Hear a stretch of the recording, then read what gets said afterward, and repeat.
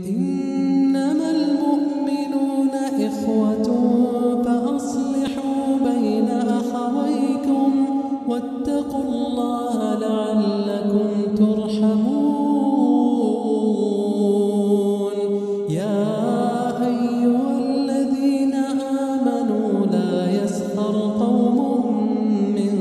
قوم عسى أن يكونوا خيرا منهم ولا نساء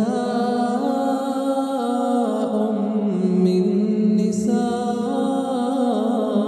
عسى أن يكن خيرا منهن